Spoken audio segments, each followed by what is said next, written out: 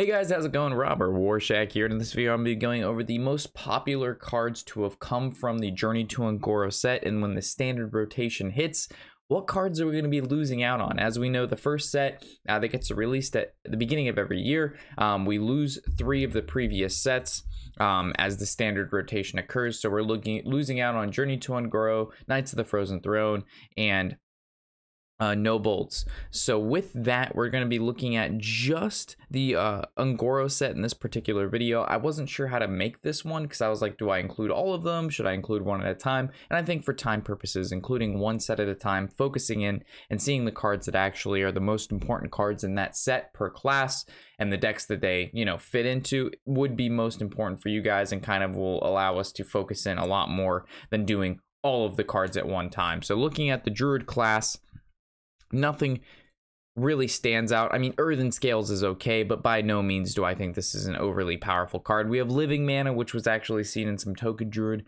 for a decent amount of time, but as of now, this is really not a popular card, and that's about it. I mean, there's Tyrantus, but again, none of these cards are exceedingly popular in any of the Druid decks that we even see on ladder right now, so Journey to Un'Goro for Druid. Nothing too crazy there. Let's take a look at Hunter. Crackling Razor Maul. This is a banger. As we know, Hunter is a very, very popular deck right now. Crackling Razor Maul, especially in the early game. Beast synergies. It's like the Beast Hunter or the Bestial Call Hunter, or some call it the mid-range Hunter or the Hybrid Hunter. Either way, Crackling Razor Maul, really, really important card in that deck. Very powerful card, and when that goes, it'll definitely take a hit. Terrascale Stalker, one of the cards that we find in Death Rattle Hunter, or for those of you who can call it Cube Hunter or Egg Hunter. Again, this is one of the most, not most powerful, but a very powerful card in the deck because it allows you to power spike early on with the Devilsaur Egg.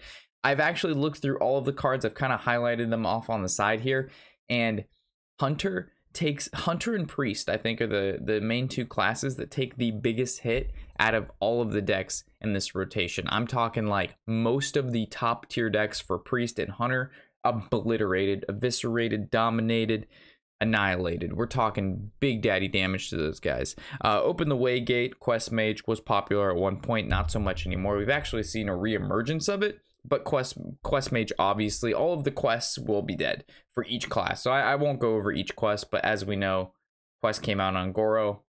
Un'Goro is rotating. The quest will die. Arcanologist, Secret Mage, an early game Secret Mage or Tempo Mage. Taking a hit. Not that Tempo Mage is very popular right now. What kind of took hold of Tempo Mage right now is the Odd Mage. A lot of people are playing that, and they're running the secrets just as they normally would. And they don't even really need Arcanologists. So this taking a hit at the moment, really not that big of a deal. After Mana Worm took the nerf, Tempo Mage really took a nosedive, and then if Tempo Mage takes a nosedive, Arcanologist isn't getting played, people are moving to Odd Mage, and that's basically what we saw there. Primordial Glyph, really popular card amongst every mage, basically, besides Control Mage, because Control Mage runs Dragon's Fury, which I believe is another card that's rotating when we get to it, and yeah, so Primordial Glyph, as we know, was mostly played in a more aggressive style mage decks and Control Mage decks before Dragon Fury, but as we know, it definitely got cut back a little bit. We have, taking a look at it, we've got the Molten Reflection. Molten Reflection's no longer, so again, the whole Quest Mage, kill your opponent in 1 turn is dead, but also there's a OTK Mage that does not revolve around the quest, but it still needs Molten Reflection or Sim. And Sim is actually taking a hit as well when we cover it in the next expansion. So it looks like most forms of some OTK mages are dead. So if for those of you who do enjoy OTK Mage, I think it's going to be gone for now. And of course, Meteor, this is definitely a very, very solid Control Mage card. It's a fun one. I'm not going to lie. This was when this got released and people started playing it. It's just a really solid, fun removal card. So for it leaving, definitely hurts Control Mage a lot. Moving to Paladin, Lost in the Jungle sees play an Odd Paladin. Hydrologist sees play an Even Paladin.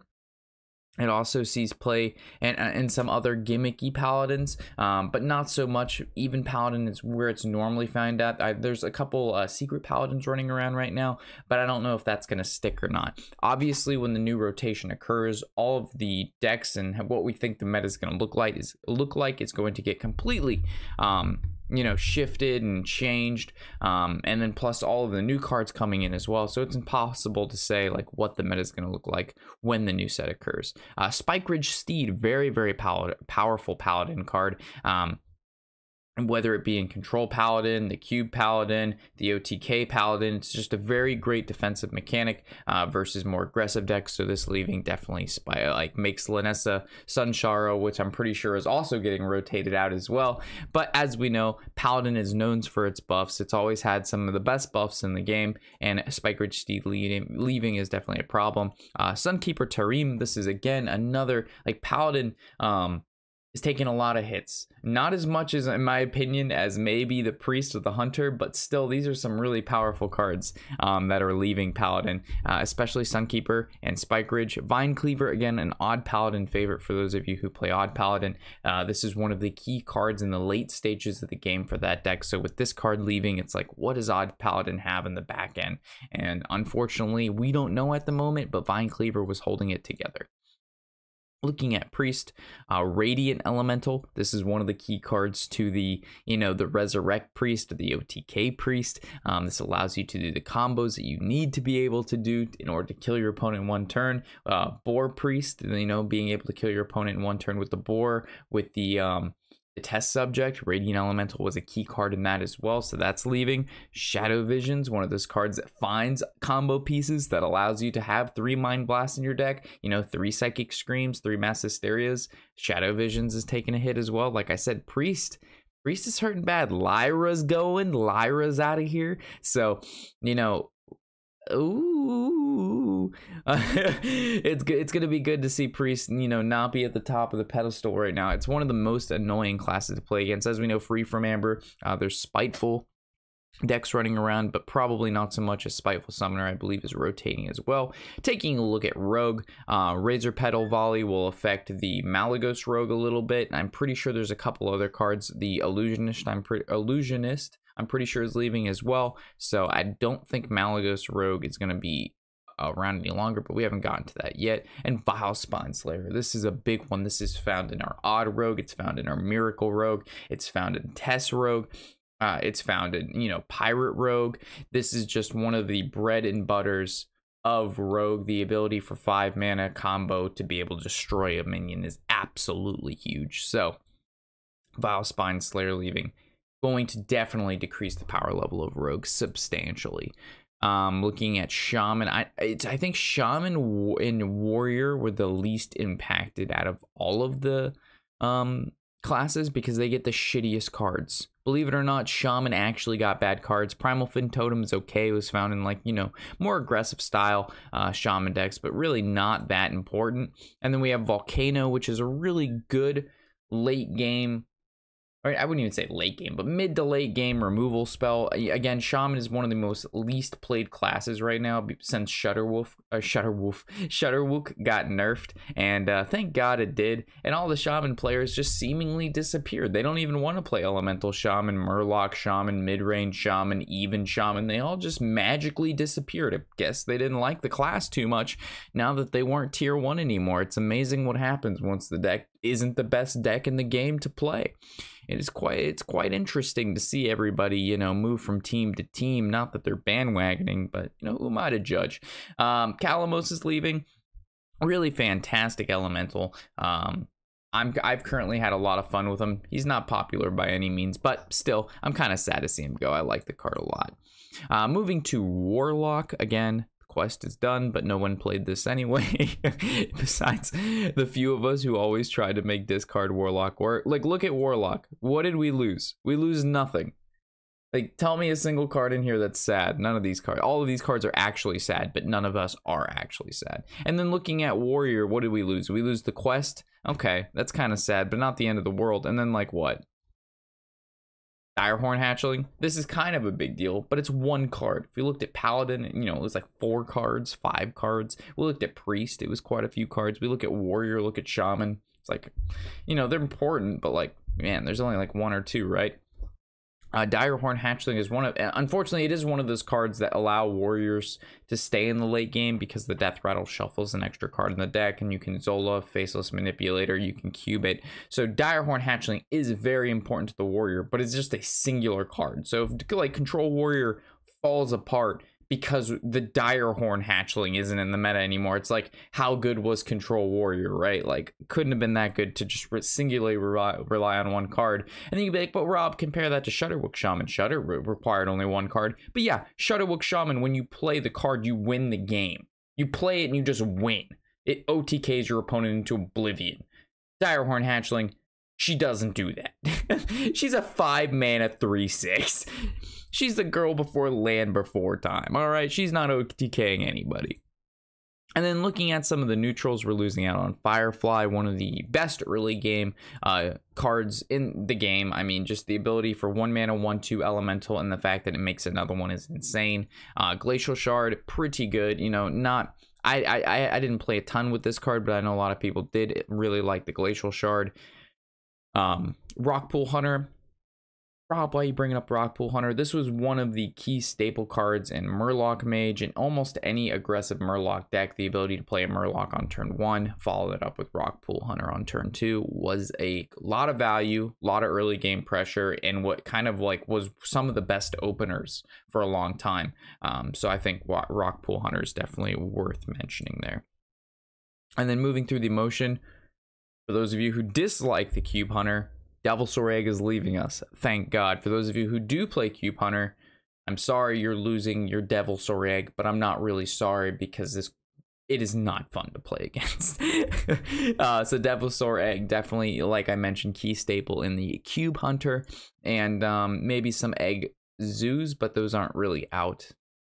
Very popular right now. Gluttonous Ooze, I like weapon removal. I like the ability to choose between like Acidic Swamp Ooze, Gluttonous Ooze, Harrison Jones. I like the ability to pick between like how, you know, do I want a high mana costing weapon removal, or do I want a low mana, you know, weapon removal? So this kind of like was in the middle, and it also gave you armor. This guy's leaving. I'm actually quite sad.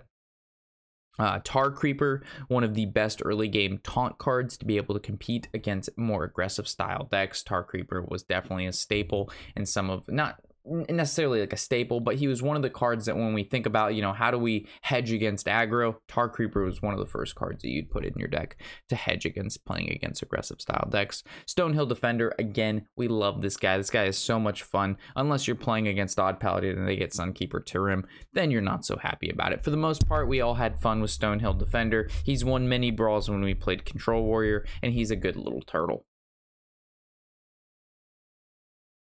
We went past too fast. Vicious Fledgling. This is one of those cards that, you know, if you played it, definitely could win you games. Very powerful in the early game if it hits face. One of the cards that, you know, it has to die almost immediately if you're playing against it.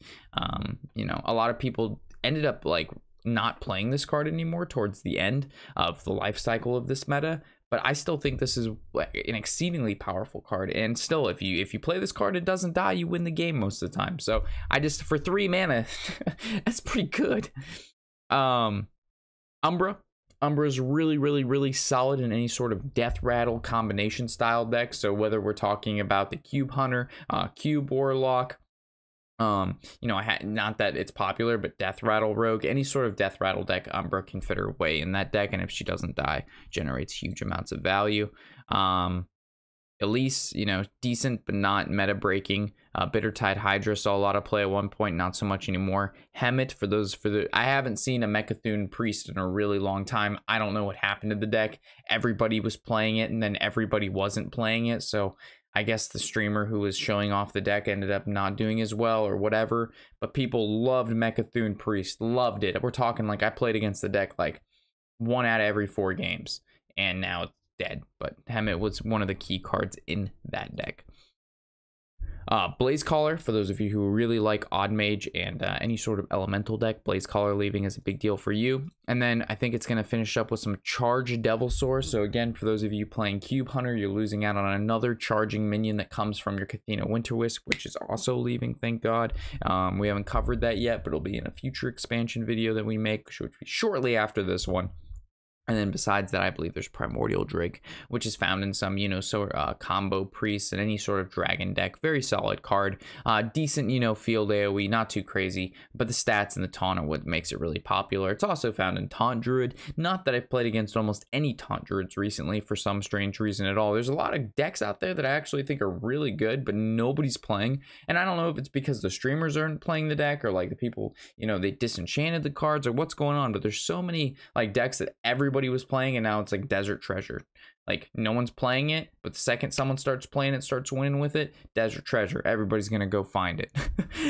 So with that covers all of the cards found in Journey to Un'Goro that I thought and think are worth talking about. If I happen to miss out on anything, please let me know in the comment section below. I do tend to look over some cards because we play in a sort of bracket from rank 5 to legend. I don't play at rank, with the resets each month, I don't get to experience ranks 25, 15, 10, anywhere below 5 ever. So for those of you who are out there who have a little bit more, variety, let me know if I happen to miss out on anything. And then if you've enjoyed the video or like maybe I do it in a different sort of way for next time, let me know. Again, I really didn't know how to break this video down where it made sense for time restraints and also covered the material that I wanted to cover.